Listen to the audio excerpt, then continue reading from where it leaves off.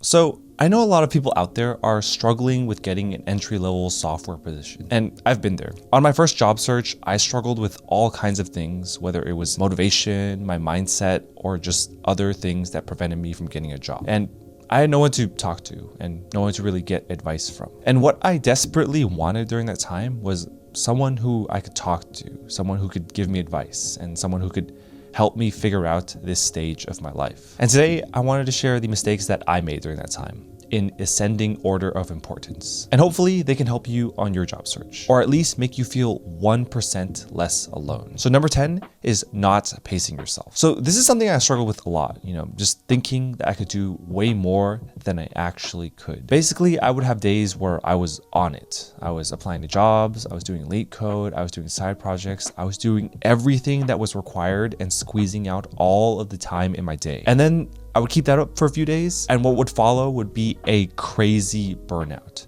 where for a couple more days, I would literally not be able to do anything. See, when you don't pace yourself, when you set yourself massive expectations and goals, it'll lead to days where when you feel like it, you'll be extremely productive, but it will also lead to similarly long spurts where you feel like you can't do anything. Pacing yourself would be like setting yourself a goal of doing 2 to 3 lead code questions per day, or studying some amount of React or side projects or something like that, while also applying to jobs every day. And only raising that bar once you know you can handle that workload consistently every single day. So pace yourself and set yourself daily goals. Number 9, spending too much time doom scrolling about the job market online. So when I was looking for that first job, all of the time that I wasn't spending actually searching or improving my skills, I was spending all of that online or on Reddit, just looking for other people who had similar stories to me and were struggling all the same. And while I think there's value in relating to other people who are struggling, there are a couple of huge pitfalls. The first one is that people can be really toxic online. I think this post is the perfect example about this guy who's just happy he got a software job finally and sharing his mistakes. He sent out 1,200 applications and had one offer in the end. But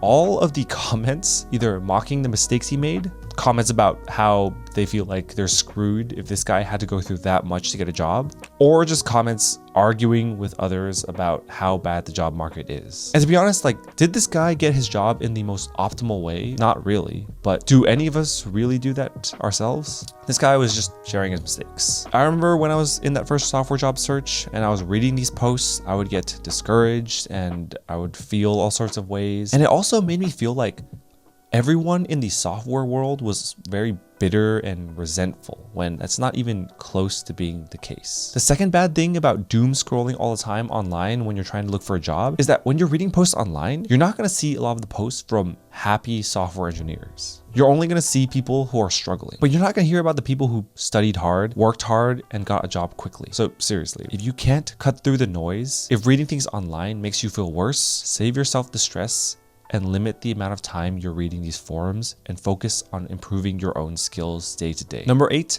putting all of your eggs in one basket or in one company. So this can come in a number of ways. First of all, it can come from the big company syndrome, where we all feel like we only want to work for the big software companies that everyone's heard about, like Facebook, Snapchat, whatever. But the other thing that I fell into the trap of, and that you could possibly fall into as well, is really just romanticizing one company too much, just putting all of your eggs into one basket. I don't know if this is relatable, but sometimes when you're applying to jobs and one of them gets back to you, it can seem like a dream. You look up their offices on Google, it looks really nice. You look up the location on Google and imagine what your commute to work would be like. You look up the people who work there and you imagine them as your coworkers, and then you begin to picture yourself at the company. And you picture your time working there. And then you start practicing. You work, you study. And then when it comes time for the day of the interview, you're such an anxious wreck. You've put so much into getting a job at this one company that you can't even function as a normal human being. You fail all the technical assessments. And then after the interview, you sit and wait by your phone for an email, for a call, for a text about any update for your application. And then you finally get rejected. This was actually my story from a startup that I interviewed with on my first job search. This startup was just leaps and bounds cooler than a lot of the other companies that I had interviewed with. And it also came at a time in the process of getting a software job that I was the most discouraged, which was about 6 months after graduating college. And because of all the eggs I put into this basket, the rejection hit me 3 times harder than it should have. So honestly, in a lot of ways, getting a job, especially a software job, is a numbers game. And you can't put too much weight into one single interview. Number 7, taking rejections too hard. Seriously, it took me hundreds and hundreds of applications to get a job. And these days, people are applying to even more than that to get a job. Like, just look at this guy who was applying to software jobs recently and who graphed all of them out. He only applied to 138 jobs, but you see that most of them were rejections. And of the ones that weren't rejections, they were interviews where he went through multiple rounds and finally got rejected. Like, seriously, getting a job takes forever, especially if you're not a top of the line candidate and you can't let the rejections get to your head. And I know it's tough because I was there too. Every day you look at your phone for potentially a new email from a company who wants to interview you, but every day you just get automated rejection after automated rejection. Like, you see the name of the company come up on your phone before the notification arrives, and you see the no reply email in it, which means it's an automated message. And if you allow the rejections to take over your life, it will take you into something what I think I called for myself the depressive spiral, where the feeling of rejection causes you to not be able to apply to jobs, and then applying to jobs itself causes you a feeling of rejection without you even experiencing anything. Don't take too much stake in rejection and try to see these as simply just numbers on a paper before you get to your goals. Number 6, believing that the actual interview will be easier in person. I think this is something that I experienced and made mistakes with because it was mostly just out of laziness for me. This is a mentality that I got from school. Because in school or in college, sometimes, you study for a test like 10 minutes before you take it. And then you do the test and somehow you scrape by with like a 90 out of 100 because you guessed like 5 multiple choice questions correct. Trust me, doing this with interviews will never work out well. Interviews are way harder in person, whether it's because of the anxiety or other things. It will never be easier to figure it out on the spot. Number 5, getting overwhelmed by the number of things you need to do to get a job. Like lead coding, side projects, applying to jobs, take-home assessments, actually interviewing. Getting overwhelmed by all of that and ending up doing nothing. This is something I struggled with, because all I wanted was a job and to get that job as quickly as possible. Because I was sitting at home and I saw most of my friends already working, and I was just staring in the face of all the things I had to do. And it was just so overwhelming. And because I didn't know where to start, sometimes I would just not start. But we all have to start somewhere, and we all have to take things step by step. If we take 0 steps, then we're no closer to our goal than when we had started. What helped me was to focus on a main goal for the day, which was like either studying a lot of lead code questions or something else, like learning about React or learning about a new technology or something. And then having applying to jobs be a low effort task that I could do little by little every day when I was taking a break from my studying. So number 4, thinking that companies will hire the least bad candidate. This is something that took me so long to fully understand. Because in school or in college, if you get the least bad grade in the class, you actually did pretty well because the class will be curved and you'll be at the top. But in getting a software job, if you are the least bad in a giant pool of candidates, the company's not going to hire you or invest money into you. They're just going to pick no one and then move on to the next sets of candidates. In fact, it goes even further than this, especially if you're getting an entry-level software job. You don't have to be just good enough. You have to be overwhelmingly good. You see, the problem with my mindset when I was trying to get this first job was that I wasn't trying to be good.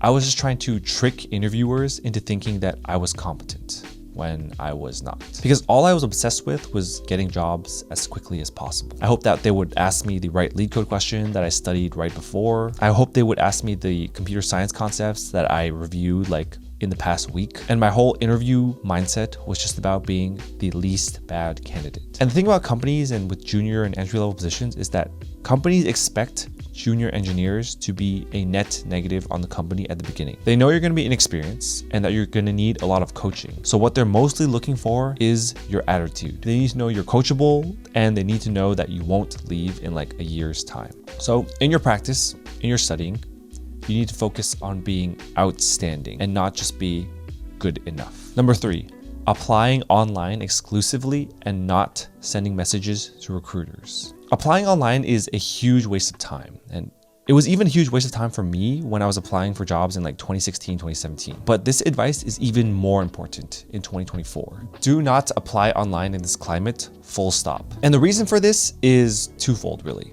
The first reason is that job applications per job posting these days is rising dramatically. So the competition is just insane per job posting. And it's much easier for your application to be buried under thousands and thousands of other applications, especially if you're a junior engineer. And second of all, recruiter jobs are not recovering quickly right now. Recruiters were laid off in mass, similarly to the software engineers in the last year. Their numbers have also not recovered, meaning that there is less and less people to review online applications, making it more likely that nobody will see your online application. So what do we really do? This guy on Reddit describes it in a very blunt way, but in a very truthful way. You go find a company, you look for their jobs, you find a job you like, and then you message a recruiter about that job. You have to reach out to recruiters. And from personal experience, I've found that the response rate from recruiters or from cold emailing other people has been about 10%. But I mean, again, that is leaps and bounds better than the regular online process. So number 2 on this list of mistakes is thinking that this process will be easy. So this was me out of college. I didn't take my job search seriously. I thought because I had a degree, I could do anything and work anywhere. And obviously I got humbled very, very quickly in just a few months. The thing that companies want most is people with a great attitude who are coachable, because they know you won't be useful as an engineer to begin with. They just want to like working with you and that you're a good, hardworking person. And if you don't embody all of those qualities deep into your core, it will come off in your attitude during the interviews. Trust me, people will be able to tell. And trying to fake your way through interviews or fake your skills through interviews is not going to net you a job. If you're struggling to get a job, it all comes down to a mindset shift of learning how to be a hard worker, learning how to be determined and to have grit, and then everything else will follow suit slowly. And number 1 is feeling sorry for yourself. This is definitely the hardest one for me to talk about, but it is the most important one. When I was applying to my first software job, I was at one of the lowest points in my life. Every day I was sad and I was trying to work, and I would get even more sad. All I wanted to do was to feel bad for myself and to feel sorry for my whole situation. And I wanted others to comfort me, to say the things I wanted to hear, from my friends to my family to my relationships. But how could they? I wasn't someone who people would respect at the time. I'm sure from their perspective, I just came off as a complainer, someone who wasn't a hard worker and someone who had put themselves in this position themselves. And I think the one thing that caused me the most anxiety back then was that I knew all of these things deep down. It was a me problem. When I was trying to complain or rant to others about how hard it was to get a software job, most of them would just nod silently and say nothing. And then suddenly I would get this massive ball of anxiety forming in my chest, thinking like, wow, I guess I am the problem. In a lot of ways, what I needed was for someone to give me a wake-up call and to give me the hard truths. I needed someone to tell me that no one was going to get me out of my own situation. I had to get out of it myself. I needed to stop looking into the past about how I wish I studied harder, how I wish I worked harder, how I wish I got better internships, and instead focus on what I could do better in the future and the small improvements that I could make to get there and to get past all this and to finally land a job. But no one gave me the hard truths, and I had to learn them all through trial and error and lots of failure. If this is relatable to you, know that no one is going to change you, and you have to change yourself. If you want to hear my full story about grappling with the difficulties of getting that first software job, you might want to check out this video. And if you want to see more content like this, subscribe for more. Thanks for watching.